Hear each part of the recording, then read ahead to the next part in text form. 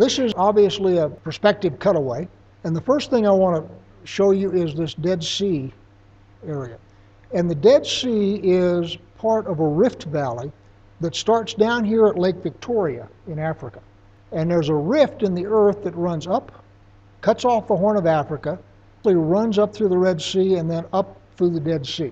The way I would describe it is you've all heard of plate tectonics, and you've all, I'm sure, heard of Pangaea, the idea that all of the continents were sort of in one central landmass. And I think that's true, by the way. I don't think there's anything wrong with that. I disagree with geologists as to the time scale, because the Bible in Genesis says, it talks about Peleg, who is one of the descendants of Noah, and it has this little note, he was at the time the earth was divided, which is after the Tower of Babel.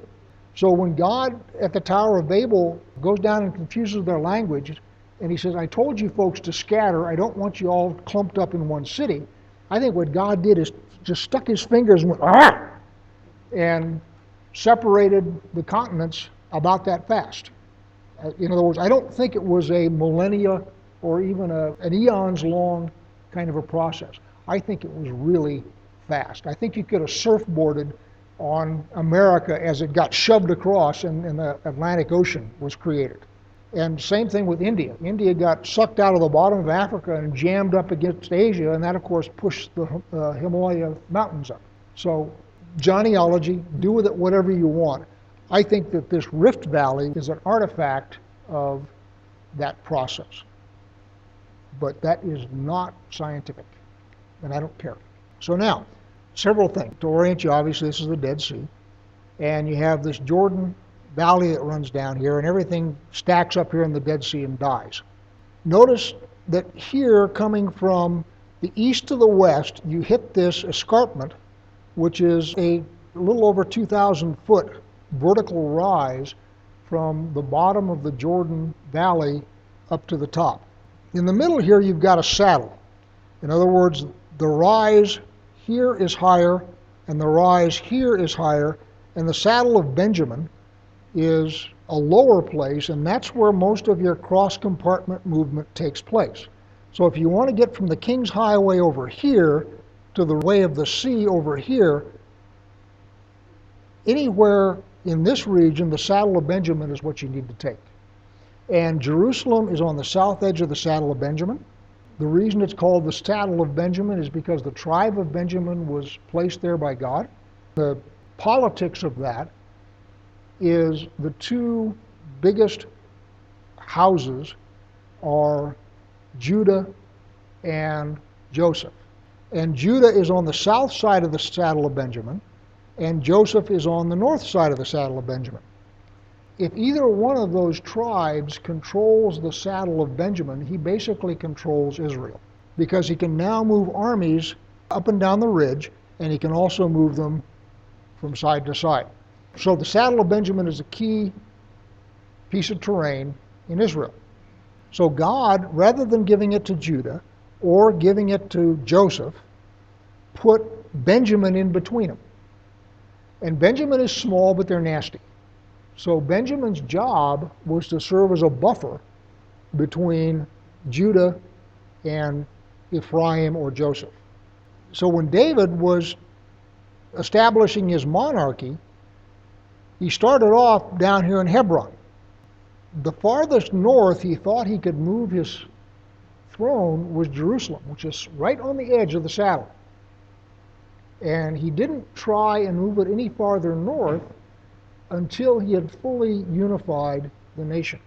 The politics of the way he established himself as the monarch and the way he unified the nation is really an interesting read by itself. The political stuff he did and the people he had to whack and that kind of stuff was interesting. While we're looking here, we got the Carmel Mountains that go right across here. And again, you have this pass right here through there, which is at Megiddo. This is the plain of Esdraelon, or the Jezreel Valley. Notice that it's fairly obvious here that if you're coming down from Damascus, you hit the Jordan Valley, it's very easy then to go up this wadi here and into the Jezreel Valley. it's very difficult to come all the way down to the Dead Sea and then climb up. So it's probable that when Abraham came, he came down from Damascus and then up into the Jezreel Valley and then down the Saddle Hill. Now, another thing to notice when we start talking military. In today's language, the Jezreel Valley is tank country, which is to say it's broad and it's open and it's very suitable to armored warfare. In biblical times, it was chariot country. And it's the same thing with this coastal plain. It's wide, it's open, and it's flat, and it's good chariot country. So when we notice that as they're taking over the land, it isn't until the time of David that they finally get the Philistines under control. And you have during the book of Judges this back and forth, and the Philistines are on the coast, and they've got chariots. The Israelites are in the mountains, and they are dismounted infantry. So the chariots have trouble in the mountains because they don't have room to get up ahead of steam and really get moving. And similarly, the infantry has trouble on the flat because the chariots run over them. So the tension has always been between the infantry on the ridge and the cavalry on the flat, and the key here is this ridge. So when the Israelites control this ridge, the Philistines are split. When the Philistines control this ridge, they control all of this land up the coastal plain. So this again is a key piece of terrain, and of course everybody knows that Armageddon is a Grekification of Har Megiddo, which is the mountain of Megiddo, which is right there. That's where the battle is going to be. So that's sort of the lay of the land. This next view is standing right there looking north. A couple of things to notice. Obviously the Dead Sea is below sea level. You all knew that. The coast is sand and chalk. You've got chalk hills on the eastern slope of the central ridge. That's why you get those caves and so forth that you see, where you've got the obvious erosion stuff. Those are all chalk, like Dover in England. You see the same kind of formations there. Here you've got a granite massif that pushes up. That would be Mount Hermon there. Back up here one more time just for a second. The other thing to notice is you've got Mount Hermon up here. This is the Bekaa Valley, and it hasn't been in the news recently, but it frequently is in the news. That's a strategic chunk of Lebanon. But notice here you've got a basin. You've got Mount Hermon that flows water into here, and you've got the Lebanese mountains that flow water into here, and that all then flows into the Sea of Galilee and then on down to the Dead Sea. All right, here's annual rainfall, and notice that you get a lot of rain up here, Mount Hermon, up in Lebanon, and as I just showed you before, most of it flows down into the Jordan Valley, up here at Lake Hula, and then on down through the Sea of Galilee and finally down to the Dead Sea.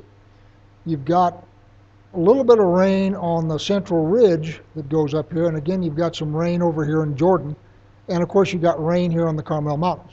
You remember the story of Deborah, where you've got a battle that occurs here in this area called the Lower Galilee, or it's also the Plain of Esdraelon. They have a pitched battle here, and the thing that decides the battle is a rainstorm.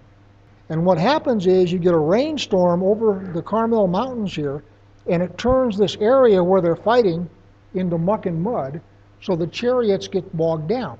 And so the chariots lose their mobility, and the Israelite infantry is then able to come down off, I think it's Mount Tabor, and slaughter them.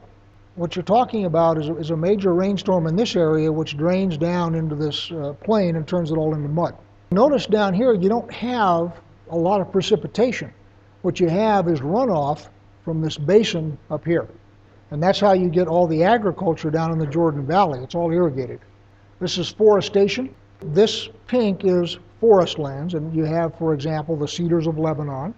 This brick-colored stuff is scrub, and then this is arid forest, and then these little blue areas are oases. So you've got Jericho, which is an oasis, which is groundwater. An oasis is groundwater that comes up to the surface. And then, of course, down the Negev here, you have basically desert. So